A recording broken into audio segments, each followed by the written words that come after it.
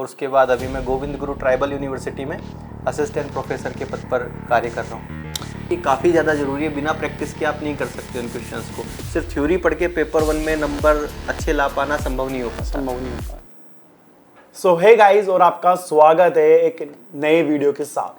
So guys, अभी हमारी यहाँ पर सीरीज चल रही है कि नेट एग्जाम कैसे क्वालिफाई करना है, क्या क्या प्लानिंग होनी चाहिए। मैं वापस आपके लिए एक धमाकेदार वीडियो लेके आया हूँ जहाँ पर आपको पता चलेगा कि योगा कितना इंपॉर्टेंट है स्टूडेंट की लाइफ में। और आज हमारे साथ है जिन्होंने अभी हाल ही में नेट एग्जाम क्वालिफाई किया है योगा सब्जेक्ट में। तो सर, आपका स्वागत है हमारे इस न्यू वीडियो में। तो सर, सबसे पहले आप अपने बारे में हमारे स्टूडेंट को बताइए कि आपका सब्जेक्ट क्या था और आपने कहाँ से आप आते हो और आपने कैसे पूरी तैयारी करी। धन्यवाद जितेंद्र जी। सबसे पहले तो बेसिकली मैं सवाई माधोपुर का रहने वाला हूँ और मैंने मेरी ग्रेजुएशन इंजीनियरिंग में की थी, मैकेनिकल इंजीनियरिंग में, और उसमें भी मैं मेरे कॉलेज में गोल्ड मेडलिस्ट था। उसके बाद में मैंने अपनी पीजी योगा में देव संस्कृति विश्वविद्यालय हरिद्वार से की। तो during my masters I clear that net examination. और उसके बाद अभी मैं गोविंद गुरु ट्राइबल यूनिवर्सिटी में असिस्टेंट प्रोफेसर के पद पर कार्य कर रहा हूँ। अब यार, सबसे इम्पोर्टेंट ये कि आपने कहा कि आपका जो पीजी रहा, ठीक है, एक इंजीनियर के लिए योगा में आना काफ़ी अलग है, क्योंकि हम लोग जब इंजीनियर स्टूडेंट होते हैं आजकल वो अलग ही वे में जा रहे हैं। कोई कंपनी में ज्वाइन करता है, कोई स्टार्टअप करता है, बिजनेस करता है। Why you join yoga subject, और आपने योगा को ही क्यों आगे लिया? क्योंकि आपने योगा किया, फिर आपने नेट दिया, और अभी आप जहाँ असिस्टेंट प्रोफेसर हो वहाँ पर भी आप योगा सब्जेक्ट में, तो क्यों आपने योगा को चुना? देखिए, ये एक थोड़ा सब्जेक्टिव सवाल है, सभी के लिए इसके अलग अलग मायने हो सकते हैं, और आजकल कई सारे लोग बाग योगा के क्षेत्र में आ रहे हैं। तो मैंने तो मेरी रुचि की वजह से किया योग में, क्योंकि मुझे रिसर्च में रुचि थी। तो during my masters we worked on a research the yoga protocol for astronauts. तो ये काफ़ी टेक्निकल टॉपिक हो जाता है। तो उसमें हमने एंटी ग्रेविटी में योगा कैसे कर सकते हैं, जीरो ग्रेविटी में एस्ट्रोनॉट्स को क्या करवाना चाहिए, उसके ऊपर काम किया। इसके अलावा यज्ञोपैथी लैब में भी मैंने कुछ रिसर्च प्रोजेक्ट्स में लोगों के साथ में काम किया।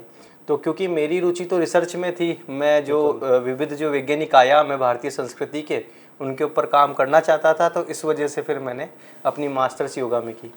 पर अभी तक मेरा एक सवाल सबसे इम्पोर्टेंट है कि जो इंजीनियर वाली लाइफ होती है जहाँ पर हम लोग थोड़े ज़्यादा एडवांस हो जाते हैं, हमें ये दुनिया बिल्कुल अलग ही दिखती है कि यार कुछ चेंजेस लाएंगे। उसके बाद जब आपकी 4 साल की इंजीनियरिंग समाप्त हुई, आपके माइंड में कब आया कि यार ये योगा सब्जेक्ट भी होता है या उसमें मेरा फ्यूचर भी होता है? क्योंकि जहाँ तक मुझे पता है, मैं खुद सॉफ्टवेयर इंजीनियर हूँ, कभी हमारे माइंड में नहीं आया कि यार हमें इसके अंदर जाना है, या मैंने आज तक कभी योगा नहीं किया। तो आप एक चीज़ बताओ, आपने कब फर्स्ट टाइम ये आपको फील हुआ कि यार योगा मुझे करना है और योगा में ही मुझे आगे जाके करियर बिल्ड करना है? कब आपको ये चीज़ फील हुआ और कब इसके बारे में आपको चला पता? देखो, योगा की प्रैक्टिस और एक योगा के अभ्यासी के तौर पे तो मैं पहले से ही इसमें काम कर रहा था। लेकिन क्या हुआ कि मैं एक बार ऋषिकेश घूमने गया, तो वहाँ मैंने जाके देखा कि योगा एज ए करियर भी होता है। वहाँ पे कई सारे सब्जेक्ट्स भी होते हैं, आप उसमें पढ़ाई भी कर सकते हो। तो जब मैं देव संस्कृति विश्वविद्यालय पहली बार जब मैंने उस यूनिवर्सिटी को देखा, तो वहाँ की लाइब्रेरी देख के मुझे लगा कि यहाँ जितना कुछ है ना, वो मैं हमेशा इस तरह का आदमी रहा हूँ कि मुझे कभी लगा नहीं कि मुझसे कोई चीज़ नहीं हो सकती। लेकिन मुझे लगा कि यार इस लाइब्रेरी को मैं कभी पूरा नहीं पढ़ सकता। तो वहाँ मुझे काफ़ी लिमिटेशन फील हुई। और उसके अलावा भी वहाँ पे काफ़ी सारी ऐसी चीज़ें थी जिनको देख के मुझे लगा कि यार इसके लिए तो मेरे पास समय कम है। तो हालांकि मैं 6 महीने के योगा के प्रोग्राम में गया था एडमिशन लेने के लिए, लेकिन मुझे वो यूनिवर्सिटी इतनी अच्छी लगी कि फिर मैंने 2 साल के प्रोग्राम में उसमें पार्टिसिपेट किया। और उसके बाद उसमें एडमिशन लेने के बाद फिर उसके बाद यात्रा आगे चलती गई। कई सारे सब्जेक्ट्स थे जो पसंद आए। तो क्योंकि इंजीनियरिंग की ये जीवन बिल्कुल अलग होता है, और इंजीनियरिंग में हमने साइंस पढ़ ली होती है तो हमारा लॉजिक उस तरह से डेवलप हो चुका होता है कि दूसरे जो सब्जेक्ट्स हैं वो हमें समझ में आने लगते हैं, अच्छे लगते हैं। तो बस इसी तरह से रहा, बस वो तो रुचि की बात थी। आपने अगर बात करी कि जैसे योगा सब्जेक्ट हम लोग कभी भी सुनते हैं तो हम लोग मानते हैं कि यार जो मॉर्निंग या इवनिंग में किया जाता है, ठीक है, मोस्टली सबको ये पता है कि योगा हेल्थ के लिए अच्छा होता है। और बिल्कुल सही है कि अगर ये एक एज ए करियर है तो कितना अच्छा करियर इसमें हो सकता है। या जो विद्यार्थी है जो भी इस फील्ड में आना चाहते हैं या योगा को एज ए करियर देखना चाहते हैं, तो शुरुआत कहाँ से होती है और ये कहाँ तक जा सकता है? तो एक बार इसके बारे में थोड़ा सा ये बताइए। तो सबसे पहले तो मैं आप सभी लोगों का ये कि डाउट सभी लोगों का ख़त्म करना चाहूँगा कि लोगों को ऐसा लगता है कि सुबह और शाम जो अभ्यास करते हैं हम, या सामान्यतः जो लोग बाग अलग अलग एक्सरसाइज करते हैं वो योगा होता है। उसका योग से कोई संबंध नहीं है। योग बिल्कुल ही विविध आयाम है। गीता में भगवान कृष्ण ने दूसरे अध्याय के 50वें श्लोक में ये कहा है, योगः कर्मसु कौशलम, यानी जो कर्मों की कुशलता वही योग है। तो अभी जो जितेंद्र जी भी कर रहे हैं, आप लोग भी जो कर रहे हैं फिलर फॉर्म के साथ इतने सारे लोगों की मदद कर रहे हैं, ये भी योग ही है। तो योग का क्षेत्र काफ़ी व्यापक है। अब इसमें करियर की बात तो आजकल तो पिछले कुछ समय में आप देख पा रहे होंगे कि शायद दुनिया का तीसरा सबसे बड़ा मार्केट अभी ये देखा गया है। योगा में अगर कोई करियर शुरू करना चाहता है तो उसकी अपॉर्चुनिटीज़ 12th के बाद से ही शुरू हो जाती है। 12th के बाद में सर्टिफिकेट प्रोग्राम होते हैं जो लगभग 6 महीने के होते हैं। इसके बाद में बच्चे अपने बैचलर्स योगा में कर सकते हैं, योगा साइंस में। इसके लिए कई सारी यूनिवर्सिटीज़ है। और उसके बाद में पीजी डिप्लोमा कर सकते हैं। जिन्होंने मास्टर्स कर ली तो वो एक डिप्लोमा प्रोग्राम 1 साल का होता है, वो कर सकते हैं। उसके बाद अपनी मास्टर्स कर सकते हैं, पीएचडी कर सकते हैं। आजकल सुनने में आ रहा है कि कुछ यूनिवर्सिटीज़ है जो भारत के बाहर की, वो पोस्ट डॉक भी योगा के ऊपर करवा रही हैं। तो योगा में स्टडी के लिए भी अब पर्याप्त संसाधन है। और करियर के रूप में से 3 जगह पे जाया जा सकता है। एक तो आप इसके रिसर्च के क्षेत्र में काम कर सकते हैं, अनुसंधान के क्षेत्र में। इसके अतिरिक्त फिर आप इसमें as a yoga trainer, yoga teacher इसको आप कह सकते हैं, आप अलग अलग देशों में अलग अलग जगहों पे स्टूडियोज़ पे काम कर सकते हैं। और इसके अतिरिक्त भी आप किसी विश्वविद्यालयों में एज असिस्टेंट प्रोफेसर आप इसमें काम कर सकते हैं। तो इसमें अपरिमित संभावनाएं अभी के लिए योगा के क्षेत्र में हैं। बिल्कुल, क्योंकि जहाँ तक मैं समझता हूँ कि नेट एग्ज़ाम के अंदर 81 या 87 सब्जेक्ट है, उसमें एक योगा भी सब्जेक्ट है। अगर किसी विद्यार्थियों को किसी भी कॉलेज में एडमिशन लेना, तो कौन सी ऐसी जगह है जहाँ पर आपको लगता है कि सबसे बेस्ट कॉलेज वो है, जो भी अगर विद्यार्थी योगा में करियर बनाना चाहता है, या ऐसी कौन सी जगह है या इंडिया में ऐसा कौन सा सिटी है, प्लेस है जहाँ पर उसका पूरा एक माहौल है? तो क्या आपको लगता है? तो पहले तो मैं इसमें एक चीज़ आप सभी लोगों के लिए ऐड करना चाहूँगा। मेरे पास कई सारे स्टूडेंट्स के फ़ोन आते हैं और मुझसे पूछते हैं कि सर ऐसी कोई यूनिवर्सिटी है जहाँ पे डिग्री मिल जाए और हमें वहाँ जाना ना पड़े। तो ऐसी कई सारी यूनिवर्सिटीज़ अवेलेबल है। आजकल इग्नू भी करवा रहे हैं, काफ़ी अच्छे कोर्सेज चल रहे हैं। लेकिन मैं सभी लोगों को ये सलाह देना चाहूँगा कि योग एक ऐसा सब्जेक्ट है जो आप प्रैक्टिकल ही सीख सकते हैं। और मैं 2 साल पढ़ने के बाद और उसके बाद अभी पढ़ा भी रहा हूँ, उसके बाद भी मैं उसमें अभी तक भी पूरा महसूस नहीं करता। और मैं ही नहीं कि जितनी भी योगा की लीनेज है, मुझे नहीं लगता कि शायद कोई भी योग में अपने को पूरा अनुभव करता होगा। तो सबसे पहले तो मैं उन यूनिवर्सिटीज़ में मेरी यूनिवर्सिटी का नाम लेना चाहूँगा, देव संस्कृति विश्वविद्यालय जो उत्तराखंड हरिद्वार में है। इसके अलावा एस व्यासा यूनिवर्सिटी जो बेंगलोर में है। इसके अलावा आप पतंजलि यूनिवर्सिटी जो बाबा रामदेव की, वहाँ से कर सकते हैं। एक मोरारजी देसाई योग संस्थान है दिल्ली में, वो भारत सरकार द्वारा प्रचलित है, तो आप वहाँ भी ट्राई कर सकते हैं। स्टेट यूनिवर्सिटी में भी लगभग सभी जगह, सेंट्रल यूनिवर्सिटीज़ में भी है। इसके अलावा यदि आप लोग सिर्फ सर्टिफिकेशन करना चाहते हैं तो बिहार स्कूल ऑफ योगा वहाँ से कर सकते हैं, केवल्य धाम लोनावाला से कर सकते हैं। तो अभी कई सारी यूनिवर्सिटीज़ हैं, लेकिन मेरा मानना ये है कि एक बार लोगों को ऋषिकेश जरूर घूमना चाहिए और देव संस्कृति तो कम से कम विजिट करना ही चाहिए। ठीक है, अभी आपका नेट एग्ज़ाम क्वालिफाई है और अभी आप जॉब कर रहे हो, तो थोड़ा सा उसके बारे में ये बताइए कि आप जॉब कहाँ कर रहे हो और क्या आपका वहाँ पर रोल है और क्या सीन है वहाँ पर? बेसिकली मैं अभी गोविंद गुरु ट्राइबल यूनिवर्सिटी बांसवाड़ा में एक असिस्टेंट प्रोफेसर के रूप में हूँ। तो क्योंकि अभी योग में परमानेंट वैकेंसी उस तरह से नहीं आ पा रही है, तो अभी हम अतिथि व्याख्याता वहाँ पे हैं। तो बेसिकली हमारा रोल सिर्फ पढ़ाने का होता है। तो मैं अलग अलग सब्जेक्ट वहाँ पे पढ़ाता हूँ योगा के। तो यहाँ पर एक सवाल आता है कि जैसे भी कोई भी स्टूडेंट का जब नेट क्वालिफाई होता है, अगर JRF है तो उसके अलग वे होते हैं। जब नेट एग्जाम क्वालिफाई होने के बाद जॉब के लिए कैसे अप्लाई करें? काफ़ी लोगों के कमेंट आते हैं कि सर हमारा नेट क्वालिफाई हो गया, हम लोग अप्लाई कैसे करें? तो आपने कैसे अप्लाई किया और जो विद्यार्थी है उनको कैसे अप्लाई करना चाहिए? इसमें मैं सभी लोगों को एक बात आगे बताना चाहूँगा कि नेट आपकी बेसिक क्वालिफिकेशन है, वो गारंटी नहीं है, पर वो ज़रूरी है। तो आपको किसी भी जगह अप्लाई करने के लिए सबसे पहले आपके API को देखना होगा। Academic performance index API score होता है, जिसके बेस पे कोई भी यूनिवर्सिटी आपको आगे उस यूनिवर्सिटी में जॉब देती है। तो आप सबसे पहले जिस भी यूनिवर्सिटी में वैकेंसी आई है वहाँ आप सीधे अप्लाई कर सकते हैं। कई सारे वेबसाइट्स हैं, इसमें सरकारी रिजल्ट्स वगैरह कई सारी वेबसाइट्स हैं। और योग के लिए कुछ विशेष ग्रुप भी, व्हाट्सएप ग्रुप वगैरह भी चलते हैं। तो उसमें कई सारे नोटिफिकेशन आते रहते हैं जिन जगहों पे वैकेंसी है, वहाँ आप जब अप्लाई करते हैं तो आपको API के आधार पर इंटरव्यू के लिए बुलाया जाता है। और इंटरव्यू में जिस प्रकार की आपकी परफॉर्मेंस होती है उसके अनुरूप फिर आपको आगे उसमें काम मिलता है। गाइस अभी हम लोगों ने मोस्टली बात कर ली, अब हम लोग बात करेंगे नेट एग्जाम को लेके कि आपने कैसे नेट एग्जाम क्रैक किया, पेपर 1 क्या था, पेपर 2 क्या था। क्योंकि मुझे ये लगता है जो भी हमारे विद्यार्थी वो सब लोग नेट एग्जाम की तैयारी कर रहे हैं, तो सबसे पहला मेरा यही सवाल होगा कि जब आपने देखा कि मुझे योगा के अंदर नेट एग्जाम देना है, तो कहाँ से आइडिया आया या कहाँ से आपको पता चला कि नेट एग्जाम कुछ होता है और इसके अंदर ये करियर है, वो कहाँ से चला आपको पता? तो इसका ऐसा है कि सबसे अधिक रोल तो आपके सीनियर्स का होता है, जो भी आपके सीनियर्स होते हैं। तो क्योंकि मेरे लिए योग बिल्कुल नया विषय था, मैं इसको एकेडमिक रूप में कभी नहीं पढ़ा था। तो जब मैं मेरे विश्वविद्यालय में गया तो वहाँ ज़्यादातर लोगों ने नेट क्वालिफाई किया, जेआरएफ क्वालिफाई किया, तो कुछ गाइडेंस उनसे मिली। लेकिन फिर भी मतलब मेरे भीतर उतना मतलब साहस नहीं था, तो एक सामान्य बच्चे की तरह मुझे भी डर लग रहा था। तो मैं यहाँ मेंशन करना चाहूँगा कि हमारे विकास भैया हैं एक, तो उन्होंने मुझे इसके लिए प्रोत्साहन किया कि तुम फॉर्म भरो।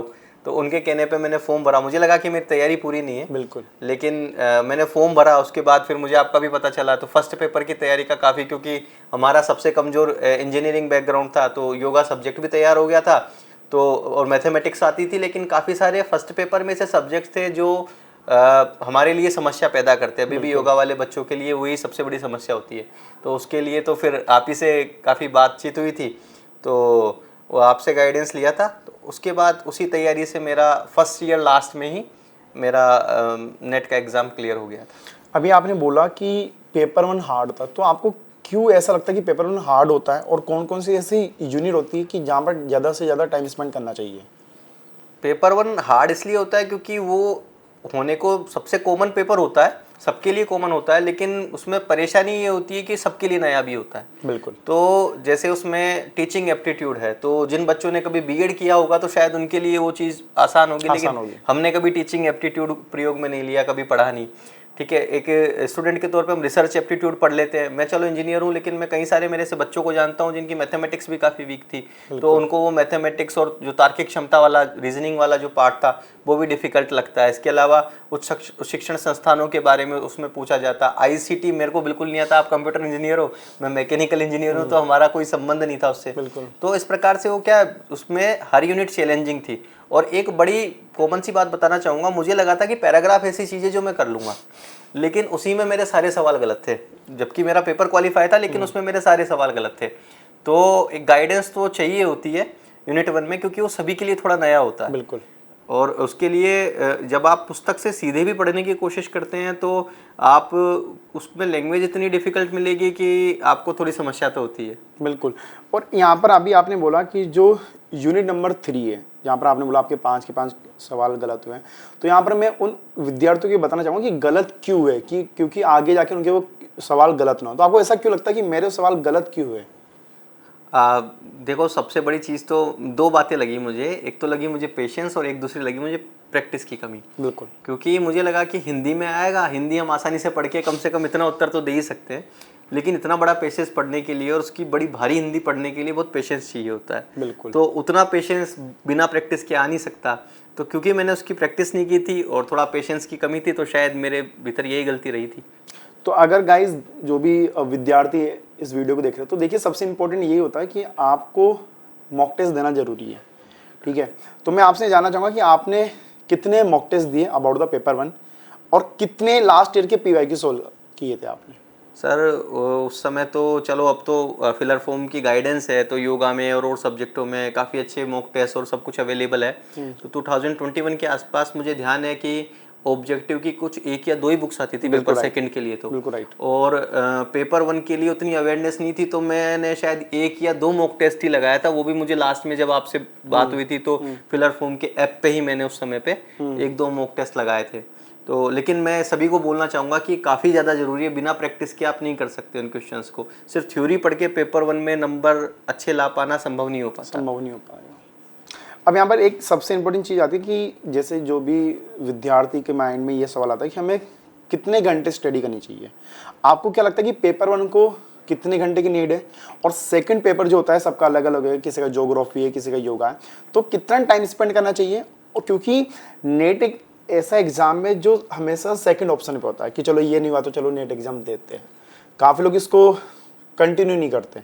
तो आप एक बार विद्यार्थियों की ये बताइए कि कैसे इसके लिए पूरी प्लानिंग करनी चाहिए, कितने महीने का समय लगेगा और कितना घंटे इस पे टाइम स्पेंड करना ज़रूरी है? देखिए मतलब मुझे जो अभी तक लगता है मेरे अनुभव में जो है नेट एग्ज़ाम काफ़ी आसान एग्ज़ाम है। यदि कोई काम करे तो काफ़ी आसान एग्ज़ाम है। इसके लिए बहुत अधिक मेहनत की भी ज़रूरत नहीं होती है, लेकिन ये नहीं है कि आप काफ़ी ढीला छोड़ दें, क्योंकि अभी रिसेंट टाइम में कंपटीशन काफ़ी बड़ा है बिल्कुल राइट। और काफ़ी कम ही बच्चे, शायद 1% का सक्सेस रेशियो होता है जेआरएफ में, और वो किसी भी सब्जेक्ट से हो, इरेस्पेक्टिव ऑफ सब्जेक्ट। आप हिंदी से हो तो भी उतने ही 1% बच्चे जेआरएफ निकालेंगे, और यदि आप योगा से हो तो भी 1% बच्चे जेआरएफ निकालेंगे। तो मैं होवर्स ऑफ स्टडी तो पर्सन टू पर्सन डिपेंड करता है, लेकिन मेरा मानना ये है कि 3 से 4 घंटे अगर कोई कंटिन्यू दे तो वो इनफ होता है 6 महीने में एग्ज़ाम निकालने के लिए। और सेकंड पेपर तो क्योंकि मास्टर्स के ही सब्जेक्ट आपके होते हैं, तो ये डिपेंड करता है। अगर आपकी मास्टर्स काफ़ी अच्छी है, आपने अच्छी जगह से की है, आपकी पढ़ाई अच्छी रही है, तो आपको उतना ध्यान देने की ज़रूरत नहीं है। वरना अगर आपने मतलब मास्टर्स को अच्छे से सीरियसली नहीं लिया है तो अच्छा ये होगा कि आप किसी टीचर से सीख लें, तो वो आपको काफ़ी सहयोग देगा। तो गाइस आप लोग देख पा रहे होंगे कि आपके लिए 3 से 4 घंटे डेली स्टडी करना जरूरी है। अब यहाँ पर काफ़ी, अभी आपने भी बोला कि पहले के टाइम पे एमसीक्यू की एक सोल्ड पेपर बुक आती है, आज भी मार्केट में हज़ारों बुक आ चुकी है। तो आज के विद्यार्थियों को ऐसा लगता है कि नेट एग्जाम अगर क्वालिफाई करना है तो हमने कोई भी मार्केट से कोई भी किताब बाई कर ली या एक किताब बाई कर ली, तो क्या आपको ऐसा लगता है कि क्या एक किताब से नेट एग्जाम क्वालिफाई हो सकता है? बिल्कुल भी नहीं होगा। और क्योंकि पिछले रिसेंट पेपर्स मैंने भी देखे हैं, मेरे कुछ दोस्त अभी भी नेट का एग्ज़ाम दे रहे थे, तो मैं पर्टिकुलर योगा की अगर बात करूं तो पहले प्रश्न बहुत सीधे आते थे। बिल्कुल। जैसे मान लो पहले एक सवाल आ गया, निम्न में से चित्त की व्याधि है, और वो 4 ऑप्शन दे देगा। अगर आपने थोड़ा पढ़ा है तो आपको पता होगा। लेकिन अब प्रश्नों का स्तर ये हो गया कि वो उनका सीक्वेंस पूछता है कि निम्न को सीक्वेंस में जमाइए, उसमें सभी कुछ आ जाएगा। श्लोक का अर्थ पूछ लेगा, श्लोक का क्रमांक पूछ लेगा।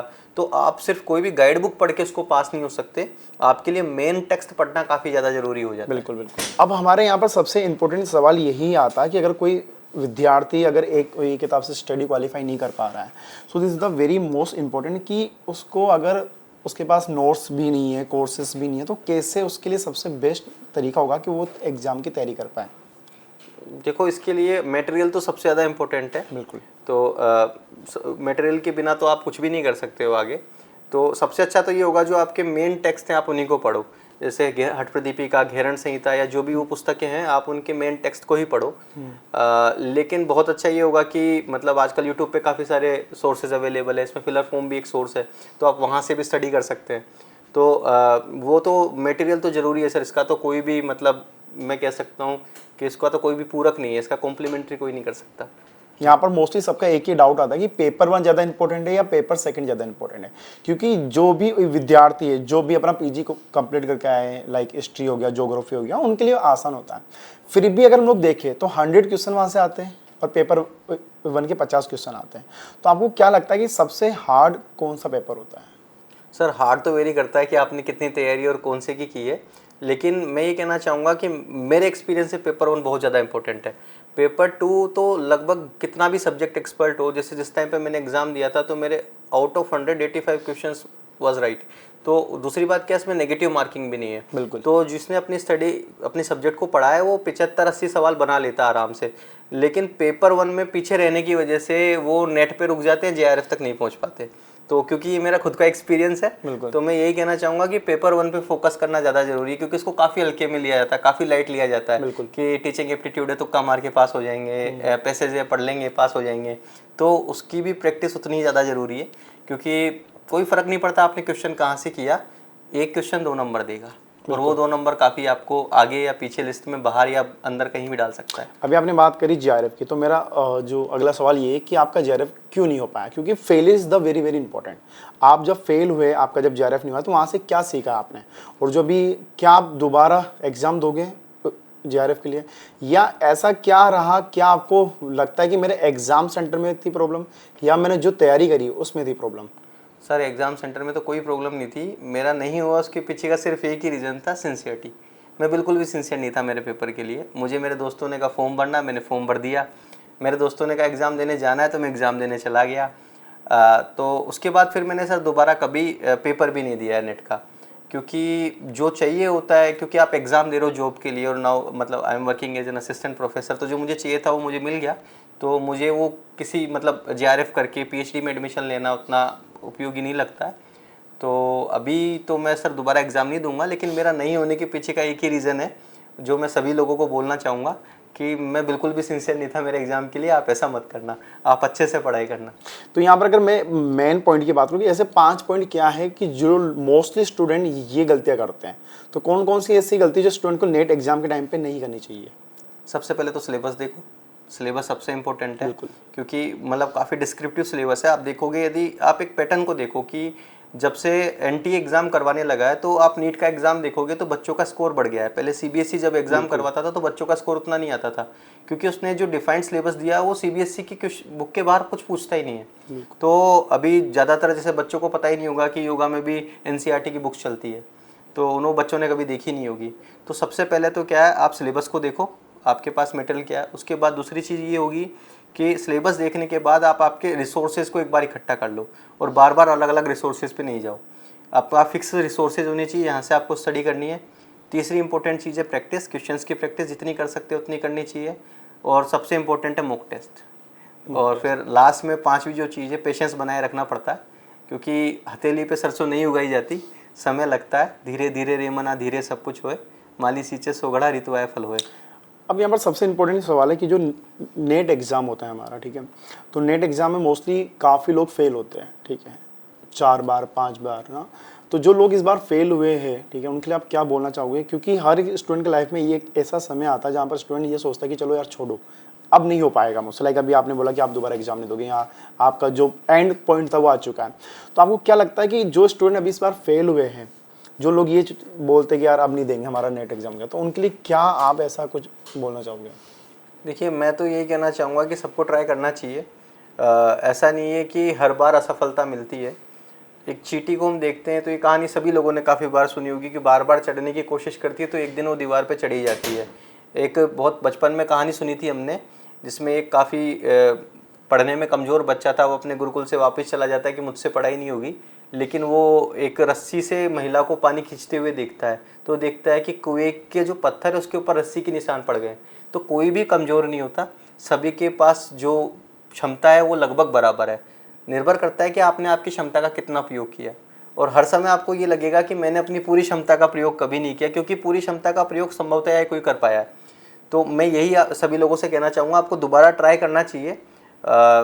पक्का आपका होगा, अगर आप मेहनत करोगे तो होगा। बहुत कम सिंसियर स्टूडेंट्स हैं, ठीक है, जो ट्राई करते हैं। बिल्कुल। अगर आप सिंसियरिटी के साथ, सही गाइडेंस के साथ ट्राई करेंगे तो पक्का आपका होगा। और ये बिल्कुल भी ना माने कि हमसे नहीं हो सकता, क्योंकि सभी जिन लोगों ने किया वो सभी मनुष्य हैं। उसकी क्वालिफिकेशन यही है कि आपने मास्टर्स किया हो और आप ह्यूमन होने चाहिए, कोई मंगल वालों को तो लेते नहीं है। आज के स्टूडेंट की सबसे जो बड़ी प्रॉब्लम वो है सोशल मीडिया, ठीक है, क्या वो पीजी वाले हो, यूजी वाले हो या सीनियर सेकेंडरी वाले हो। सो एक स्टूडेंट को सोशल मीडिया को कैसे कंट्रोल करना चाहिए, क्या वो इसके लिए यूज़फुल है या नहीं है? देखो, इसके लिए हमारे योग में एक श्लोक भी है, अत्याहार प्रयासश्च प्रजल्पो नियमाग्रह जनसंगश्च लौल्यम च षड्भिर्योगो विनिश्यति। कि जनसंग यानी ज़्यादा अगर आप लोगों के साथ रहोगे, क्योंकि सोशल मीडिया तो एक टूल की तरह भी काम कर सकता है। आप यूट्यूब पे अच्छे लेक्चर्स देख सकते हैं, काफ़ी चीज़ें आजकल अवेलेबल है। तो आप सोशल मीडिया को काम में, अपने दोस्तों के साथ मोटिवेट होने के लिए काम में ले सकते हैं। लेकिन नॉर्मली हम उसका यूज़ ठीक से नहीं कर पा रहे। अब हम सोशल मीडिया को ड्राइव नहीं कर रहे, वो हमें ड्राइव कर रहा है। बिल्कुल। तो टेक्नोलॉजी का अगर हम ठीक से इस्तेमाल करेंगे तो वो हमारे साधक तत्व की तरह काम करेगी, वो हमारी मदद करेगा। लेकिन यदि हम ज़्यादा टाइम सोशल मीडिया पे देंगे तो ऑब्वियस सी बात है, हम डिस्ट्रैक्ट हो जाएंगे। इसके लिए हम क्या अपने टारगेट सेट करें। मतलब मैं अभी भी जो करता हूँ, एक हमारे सवाई माधोपुर में आईएएस सर थे, सुरेश ओला सर, उन्होंने एक बात की थी एक टाइम पे कि आप जब सुबह उठो तो आपके सामने आपके टारगेट्स होने चाहिए। इसी को तत्वबोध की साधना बोलते हैं, आत्मबोध तत्वबोध की साधना। तो आप हर दिन ऐसे जियो कि मेरी ज़िंदगी का लास्ट डे। सुबह उठते ही आप डिसाइड करो कि मुझे ये करना है, और रात को सोते टाइम ये देखो कि यार मैंने आज पूरी ज़िंदगी जी, तो मतलब मेरा दिन कैसा रहा। बिल्कुल। तो जब रात हो तो ये समझो कि ठीक है, मेरा पूरी हो गया ज़िंदगी, भगवान अगला दिन नया देना। क्योंकि जब आप अगले दिन सो के उठोगे तो कई सारे लोग नहीं उठ पाएंगे। राइट। तो अगर आप हर दिन को अपने आखिरी दिन की तरह जियोगे तो संभावना कम है कि आप टाइम वेस्ट करो। ओके। तो यहाँ पर सबसे इम्पोर्टेंट क्वेरी ये आती है कि जो सोशल मीडिया है, ठीक है, तो काफ़ी लोग इसको ज़्यादा यूज़ करते हैं, ठीक है, क्योंकि आजकल देखते हैं हम लोग सोशल मीडिया से काफ़ी जो स्टूडेंट है या जो पब्लिक है वो अच्छे एक बोले तो फेमस हो चुकी है, इनकम सोर्स हो गया, तो काफ़ी स्टूडेंट वहाँ पर डाइवर्ट हो रहे हैं, उनको ऐसा लगता है कि हम भी रील बनाएंगे, हम भी फेमस हो जाएंगे। और ये मोस्टली होता जा रहा है इंडिया में। पहले ये था कि काफ़ी लोग सोशल मीडिया यूज नहीं करते थे। आज के टाइम में मोस्टली ये कि जो अगर एक 5 साल का भी बच्चा है वो भी सोशल मीडिया पे, उसकी मम्मी भी सोशल मीडिया पे, उसके पापा भी सोशल मीडिया पे। तो कहीं ना कहीं स्टडी कहीं ना कहीं कम होती जा रही है, और सोशल मीडिया की जो पावर है for the power of the money वो ज़्यादा आता जा रहा है। तो आपका इस पर क्या कहना है? सर जितना मेरा अनुभव है इसके बारे में मिथ ज़्यादा है और सही बात कम है, क्योंकि आप खुद इस फील्ड से हैं, आपको पता है इस पर कितनी मेहनत लगती है। तो ये कोई रातों रात फेमस होने का तरीका नहीं है, आपको भी दिन रात काफ़ी मेहनत करनी पड़ती है। रील्स बनाने से कोई फेमस नहीं होता सर, मैंने किसी को नहीं देखा। डिपेंड करता है, क्योंकि एक लाइन है कंटेंट इज़ द किंग। तो उस कंटेंट के पीछे कितनी मेहनत होती है। जो इन्फ्लुएंसर काफ़ी फेमस हो रहा है तो ये आप उन्हीं को जानोगे, रात भर सोते नहीं है। तो मतलब ये बिल्कुल ठीक बात नहीं है।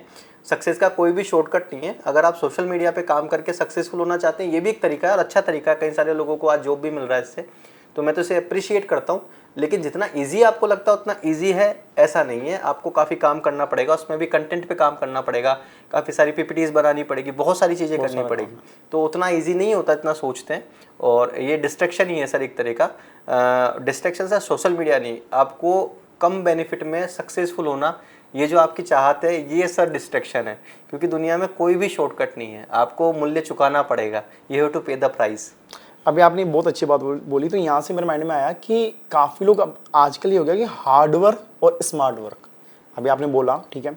तो स्टूडेंट की लाइफ में स्मार्ट वर्क कितना इंपॉर्टेंट है और हार्ड वर्क कितना इंपॉर्टेंट है? क्योंकि कभी कभी क्या होता है, जो स्टूडेंट हर साल मेहनत करा बट उसका क्वालिफाई नहीं हो पाता है, बट कोई एक बार आता है वो 6 महीने तैयारी करता है उसका क्वालिफाई होता है। काफ़ी लोग कहते हैं कि इसकी जो स्मार्ट वर्क है वो अच्छा है या इसकी लक अच्छा है। तो आपको क्या लगता है कि स्मार्ट वर्क ज़्यादा ज़रूरी है या हार्ड वर्क अभी भी ज़रूरी है? सर मुझे ऐसा लगता है कि स्मार्ट वर्क को जिस तरह से ग्लोरीफाई किया गया है ये उस तरह से नहीं है। Working hard in A right direction is called smart work. आप सही डायरेक्शन में यदि हार्ड वर्क करेंगे तो उसी को स्मार्ट वर्क बोलते हैं। स्मार्ट वर्क सर कोई शॉर्टकट का तरीका नहीं है। यदि मान लो कि मैं इस दीवार को धक्का देता हूँ तो ये नहीं खिसकेगी, राइट। तो मैं हार्ड वर्क तो कर रहा हूँ, लेकिन इसी को लोग कह देते हैं स्मार्ट वर्क नहीं है। तो अगर आपके पास सही गाइडेंस है और अगर आप उस डायरेक्शन में हार्ड वर्क करते हो तो आपको अश्योर सिलेक्शन मिलता है, अश्योर आपको सक्सेस मिलती है जिस भी फील्ड में आप जाना चाहते हो। तो स्मार्ट वर्क को आप जिस तरह से ग्लोरीफाई कर देते हो उस तरह से नहीं है सर। जैसे अगर मान लो आपको एक पेड़ को बड़ा करना है, उसके लिए जो चीज़ें ज़रूरी है सर वो लगेगी। उसमें आपको पानी डालना पड़ेगा, बीज डालना पड़ेगा, ज़मीन चाहिएगी। तो सर जो रिक्वायर्ड चीज़ें उतना तो सर आपको करना ही पड़ेगा। बिल्कुल राइट। तो मुझे ऐसा लगता है सर कि working hard in A right direction is called smart work. बिल्कुल। और यहाँ पर एक और चीज़ है कि जब भी कोई स्टूडेंट नेट एग्ज़ाम हो या एसएससी हो या कोई भी गवर्नमेंट एग्ज़ाम की तैयारी करें, वहाँ पर एक होता है कि वो बंदा जो स्टूडेंट होता है वो काफ़ी हार्ड वर्क करता है, मतलब बहुत मेहनत करता है, एक टाइम पर उसका नहीं हो पाता है, ठीक है। तो जो विद्यार्थियों का सिलेक्शन नहीं हो पाता वो कहीं अलग वे में जाते हैं, वो लोग डाइवर्ट होते हैं। तो जो लोग डाइवर्ट हो रहे हैं उनके लिए क्या बोलना चाहोगे कि यार एक टाइम तक है? क्योंकि मैंने ये देखा है कि एसएससी हो गया, रेलवे हो गए या आजकल जितने भी एग्ज़ाम हो गए ये अलग वे हैं, ठीक है भाई। अगर 1 लाख फॉर्म जा रहे हैं और 5 सीटें हैं तो 1 लाख आज फॉर्म है, अगले साल 4 लाख फॉर्म हो जाएंगे, 4x लोग आ रहे हैं। तो क्या आपको लगता है कि गवर्नमेंट में करियर है, या अगर वो स्टूडेंट अगर अपना माइंड जो है या उसको जो करना है वो प्राइवेट में करे तो ज़्यादा ईजिली वो फ़ायदा होगा उसके लिए? सर ये थोड़ा सा चीज़ हमको समझना पड़ेगा, क्योंकि रिसोर्सेज काफ़ी लिमिटेड है और ये बात हमें माननी पड़ेगी। जैसे कई बार उदाहरण चलता है, कई लोग ग्लोरीफाई करते हैं कि 1000 पोस्ट है और 1 करोड़ फॉर्म गए, तो ऑब्वियस सी बात है कि 1000 ही लोगों को नौकरी मिलेगी। और मैं ये भी नहीं कहता कि जो 1001वां बंदा था उसने मेहनत नहीं की थी, या जो विद इन 1000 लोग हैं उन सभी ने मेहनत की थी। बिल्कुल। तो इसमें कई सारे फैक्टर्स तो काम करते हैं और ये तो हमें देखना ही पड़ेगा। क्योंकि यदि हम गवर्नमेंट के ऊपर भी बोलें तो ये थोड़ी कि हर व्यक्ति लोको पायलट बन जाएगा, क्योंकि ट्रेन में बैठने वाले लोग भी चाहिए। हर कोई व्यक्ति डॉक्टर बन गया तो फिर दिखाने कौन जाएगा? तो सर क्योंकि हमारे पास रिसोर्सेज काफ़ी लिमिटेड है, राइट, और वी आर डेवलपिंग नेशन, तो हमको इस तरफ देखना पड़ेगा कि सिर्फ इसे हम अपना लास्ट ऑप्शन ना माने। इसके अलावा भी जीवन में काफ़ी कुछ है करने के लिए। एक संस्कृत में एक लाइन आती है, योजकस्तत्र दुर्लभ अमंत्र अक्षरम नास्ति नास्ति मूल मनोषदम अयोग्य पुरुष नास्ति योजकस्तत्र दुर्लभ, कि दुनिया में कोई भी फालतू नहीं है, बस उसे सही मार्ग दिखाने वाला, उसको सही जगह पे लगाने वाला व्यक्ति दुर्लभ है। तो सर आप देखो, एक उदाहरण है, मैंने सदगुरु से सुना था, काफ़ी अच्छा उदाहरण। वो कहते हैं कि सचिन तेंदुलकर ने पूरी ज़िंदगी भर सिर्फ एक काम किया है, गेंद को बैट से मारा है। Right. यदि हम उसको टेक्निकली देखें तो ये कुछ भी नहीं है, बस वो एक बॉल को मार रहे हैं बैट से बार बार, लेकिन वो उसको इतने बेहतरीन तरह से मार रहे हैं कि आज सारी दुनिया उनकी कायल है, सिर्फ ये देखने लोग जाते हैं कि बॉल को कैसे मारा जा रहा है। तो सर मैं ये कहना चाहूँगा कि व्यक्ति में जो भी आपका डायरेक्शन है, जो भी आपका गोल है, उसके लिए अभ्यास तो ज़रूरी है। अभ्यास तो आपके लिए ज़रूरी है, लेकिन योग सूत्र में भी कहा गया है अभ्यास वैराग्याभ्याम तद निरोध है। तो अभ्यास के साथ वैराग्य भी जरूरी है कि जो भी आप अभ्यास कर रहे हैं, जिसको भी आप पाना चाह रहे हैं, उसको पाने के लिए प्रैक्टिस तो करें, लेकिन डिटैचमेंट की भी शायद कोशिश करें साथ में, तो शायद आपके लिए अच्छा रहेगा। तो लिमिटेड रिसोर्सेज में सभी के वो नौकरी मिलना ये संभव नहीं है, तो आप लोगों को दूसरे मार्ग की तरफ भी देखना चाहिए, आपको अपने पोटेंशियल को पहचानना चाहिए। कई सारे मेरे भी दोस्त हैं जिन्होंने अपना काफ़ी लंबा समय गवर्नमेंट की तैयारी के लिए वेस्ट कर दिया है। तो मुझे ऐसा लगता है कि प्राइवेट की तरफ भी देखना चाहिए, जहां आपको उचित लगता है वो आपकी कॉन्शियसनेस बता सकती है। आपको कोई नहीं बता सकता कि आपके लिए कौन सा डायरेक्शन या कौन सा वो ठीक है। और रही बात ड्यूरिंग प्रिपरेशन, इस तरह के थॉट सबके मन में आते हैं, क्योंकि अनसर्टेनिटी काफ़ी है। जो भी तैयारी कर रहा है सबके मन में एक बार तो ये, क्योंकि जो इस प्रोसेस से नहीं गुजरा, सिर्फ पढ़ा रहा है, बोलेगा, बूस्टअप करेगा, लेकिन जो प्रिपरेशन कर रहा है उसे पता है कि यार मेरा नहीं हुआ, सिर्फ उस दिन मेरी तबीयत खराब हुई, कई सारी संभावनाएं होती है सर। बिल्कुल। तो अगर नहीं हुआ तो उस समय टूटना नहीं है, क्योंकि हर कोई अच्छा अपने जीवन में कर लेता है। एक आखिरी बात मैं कहना चाहूँगा कि मेरे दोस्त ने मेरे को एक काफ़ी प्यारा थॉट भेजा था। हम एक दिन बैठे थे तो बस यही बात हो रही थी कि काफ़ी उम्र हो गई, अभी कुछ नहीं हुआ, तो उसने बहुत प्यारी लाइन में भेजी थी किसी की। तो उन्होंने कहा था कि लाइफ इज़ ए मैराथन। अगर कोई 21 साल की एज में आपको सक्सेसफुल दिख रहा है, हो सकता है 35 में आप उससे अधिक हो जाए। बिल्कुल राइट। तो अभी जीवन काफ़ी बाकी है, आप काफ़ी कुछ कर सकते हैं। सिर्फ एक चीज़ के पीछे ये ना सोचें कि सब कुछ खत्म हो गया, काफ़ी सारी अपॉर्चुनिटीज़ है, आपको दूसरी अपॉर्चुनिटीज़ को भी देखना चाहिए। बिल्कुल। अब यहाँ पर सबसे इम्पोर्टेंट है कि आपने जो नेट एग्ज़ाम क्वालिफाई किया है वो योगा सब्जेक्ट में किया। मैं ये जानना चाहता हूँ कि अगर कोई स्टूडेंट है तो उसके लिए 5 ऐसे कौन सी योगा है जो उसको करना ज़रूरी है, या अगर वो करेगा तो उसके लिए काफ़ी बेनिफिट होंगे। तो ऐसे स्टूडेंट की लाइफ में ऐसे 5 योगा कौन से जो उसको करनी चाहिए? सर पहले तो मैं थोड़ा सा इस बात को बोलना चाहूँगा कि योगा किया नहीं जा सकता, yoga is a state of being sir. Okay. तो मैं योग के कुछ अभ्यास बता सकता हूँ जो स्टूडेंट्स के लिए हेल्पफुल होंगे। तो उसमें सर सबसे ज़्यादा एक निमांस यूनिवर्सिटी है अपने बेंगलोर में। Okay. तो वो नर्वस सिस्टम और ब्रेन इन सब के ऊपर काफ़ी रिसर्च वगैरह करते हैं सभी जगह सर। अभी ये अप्रूव्ड है कि अगर आप ब्रीदिंग प्रॉपर करेंगे तो आपकी ब्रेन की एबिलिटी, मेंटल एबिलिटीज़ जो है वो काफ़ी ज़्यादा बढ़ेगी। Okay. तो क्योंकि आप देखोगे कि जब हम पढ़ने बैठते हैं तो हमारे दिमाग में कई सारे थॉट आते हैं। Right. जब हम शांत नहीं हो पाते, तो सर सबसे पहले तो लंबी गहरी सांसें लेने का अभ्यास करें। तो ये एक बेसिक अभ्यास हो सकता है जो कोई भी व्यक्ति कर सकता है, चाहे वो स्टूडेंट हो या किसी और फील्ड में हो, क्योंकि स्ट्रेस और एंजाइटी आजकल सभी को होता है और उससे काफ़ी ज़्यादा आपकी एफिशिएंसी कम होती है। तो सबसे पहले तो आप लंबी गहरी श्वासों का अभ्यास करें। दूसरा अभ्यास में बोलना चाहूँगा सर, योग निद्रा का अभ्यास योग में काफ़ी फेमस है, क्योंकि स्लीपलेसनेस काफ़ी आजकल ये काफ़ी सारा भ्रम है कि आपको ना 4 घंटे सोना है, 3 घंटे सोना है, मेहनत ऐसी करनी है। लोगों को नींद ही नहीं आ रही है सर इस चक्कर में, और जो सो रहा है वो काफ़ी लंबा सो रहा है, 12 घंटे सो रहा है, 14 घंटे सो रहा है। तो स्लीप साइकिल तो सबकी ही ख़राब हो चुकी है। तो योग निद्रा का अभ्यास आपकी स्लीप साइकिल को ठीक करेगा। इसके अलावा सर आप कई सारे आसनों के अभ्यास कर सकते हैं, पर मैं सभी को रिकमेंड करूंगा कि आसन आप किसी अच्छे योग शिक्षक की देखरेख में ही करें, अपने से उसको ना करें। और इसके बाद में सर 2 प्राणायाम ऐसे हैं जो मैं कहना चाहूँगा कि जो काफ़ी ज़्यादा बेनिफिशियल है। सबसे पहले सर भस्त्रिका प्राणायाम। भस्त्रिका प्राणायाम का अभ्यास जो है सर वो आपके भीतर ऑक्सीजन के लेवल को काफ़ी ज़्यादा बढ़ा देता है।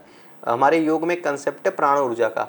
तो जब भी सर हम सांस लेते और छोड़ते हैं तो लोगों को ऐसा लगता है कि हम श्वास की वजह से जिंदा है, लेकिन अगर आप ऑब्जर्व करेंगे तो हमारे शरीर में सर हर चीज़ के लिए छोटे रास्ते बने। यदि हमें खाना खाना है तो हमारे मुंह से सीधा खाना पेट में चला जाता है, लेकिन सिर्फ सांस ही एक ऐसी चीज़ है जो पहले ऊपर की तरफ बढ़ती है फिर नीचे जाती है। तो अगर क्योंकि शरीर को ज़्यादा मेहनत करनी पड़ती है, अच्छा होता कि भगवान हमारे 2 छेद यहीं कर देता फेफड़ों के पास, तो हमें सांस आसानी से लेनी पड़ती, इतनी एनर्जी वेस्ट नहीं करनी होती। लेकिन सर सांस ऊपर की तरफ उठती है और प्राण को आपके आज्ञा चक्र से लेके, आपकी जो एनर्जी उसको आज्ञा चक्र से लेके और पूरे शरीर में भेजती है। ये अगर आप प्राण ऊर्जा को ग्रहण करने के अगर अभ्यास करें तो आप बहुत जल्दी, जिनको ये प्रॉब्लम है कि मुझे याद नहीं रहता है चीज़ें, मैं मतलब मैनेज नहीं कर सकता, ऑर्गेनाइज नहीं कर पाता, उनके लिए काफ़ी कारगर अभ्यास है। तो आप कुछ नहीं करें, लंबी सांसें लें और सांस के साथ इस भावना को फील करें कि जब मैं सांस लेता हूँ तो मेरी प्राण शक्ति, मेरी प्राण ऊर्जा, मेरी वाइटल फोर्स एनर्जी मेरे आज्ञा चक्र से, जो मेरी आँख के बीच में, दोनों आँखों के बीच में होता है, यहाँ से मेरे पूरे शरीर में जा रहा है और फिर पूरे शरीर से बाहर निकल रही है जितनी भी मेरे शरीर की अशुद्धियाँ। तो ये 5 अभ्यास आप लोग कर सकते हैं। ये 5 अभ्यास से आप लोग को काफ़ी लाभ होगा, मुझे हुआ। सो आई होप गाइज ये जो अभ्यास है, आई नो आपके लिए स्टार्टिंग में हार्ड होंगे, बट अगर आप 5 एक साथ मत करो, अगर आप वीक में 3-4 भी स्टार्ट करते हो तो वो काफ़ी ज़्यादा यूजफुल होगा। बट कोशिश करो यार कि आपके लिए, हेल्थ के लिए 1 आवर तो आप लोग स्पेंड कर पाएँ।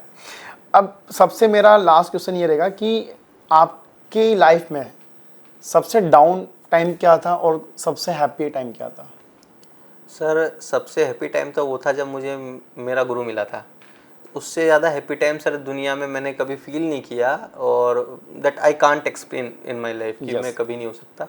और सर सबसे हार्ड टाइम आप पूछो तो सर कई सारे आए, लेकिन सर अपनों को खोना दुनिया का सबसे हार्ड टाइम होता है। बिल्कुल राइट।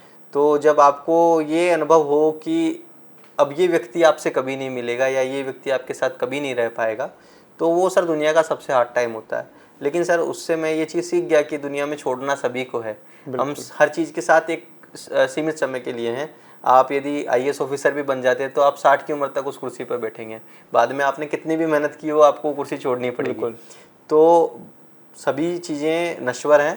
तो सर ये वाला जो भाव है, ये इसने मुझे हमेशा डाउन फील करवाया, लेकिन मैं इस पर काम कर रहा हूँ, शायद मैं इसमें और आगे बढ़ पाऊँ। बिल्कुल। और मेरा एक और यहाँ पर क्वेश्चन रहेगा कि आपका एंड ऑफ द लाइफ क्या सपना है जो आपको पूरा करना है? सर इस दुनिया को अच्छा बनाना। सर कोशिश ये है कि जो भी आपके पास लोग हैं वो काफ़ी खुश रहें। बिल्कुल सर काफ़ी ज़्यादा डिफ़िकल्ट चीज़ नहीं सोचता हूँ सर कि मेरे को काफ़ी लोगों को ये करना है वो करना है। सर ऐसा मेरा कोई एम नहीं है। मैं ये चाहता हूँ कि जब मेरे पेरेंट्स अपना शरीर छोड़े तो इस दुनिया के सबसे खुश पेरेंट्स हों कि हमारे बच्चे ने मेरे लिए काफ़ी पूरा किया। मेरे दोस्त जब मेरा साथ छोड़ें, क्योंकि सभी चीज़ें हमारे साथ लिमिटेड टाइम के लिए, बिल्कुल राइट। तो उन्हें इस बात का गर्व हो कि ये मेरा दोस्त था। जब भी मेरे पड़ोसी, आस पड़ोस के लोग, जब मैं मेरा घर छोड़ के जाऊँ तो वो ये कहें कि हाँ यार ये पड़ोसी हमारा अच्छा था। तो बस सर यही मेरी लाइफ में, यही मेरा एक टारगेट है कि मेरे आसपास जितने भी लोग हों वो इस दुनिया के सबसे खुश लोग हों। और वैसे हो नहीं पाता पर पूरी कोशिश कर रहे हैं, शायद एक दिन कर पाएँ। सो आई होप आपकी पूरी कामनाएं पूरी हो। और गाइस हमारे पास काफ़ी कम समय है, तो आज का जो वीडियो है वो यहीं समाप्त करते हैं। अब यहाँ पर इस वीडियो में आपको काफ़ी कुछ सीखने को मिला होगा अबाउट द योगा हो गया, स्टडी हो गई, दोनों कैसे साथ में लेके चलना है। अगर आपके फिर भी कोई डाउट, क्वेरी, कमेंट होते हो तो आप हमें कमेंट बॉक्स में कमेंट कर सकते हो। वीडियो अगर अच्छा लगा हो तो वीडियो को लाइक कर दीजिए और चैनल को सब्सक्राइब कर दीजिए। Thank you so much.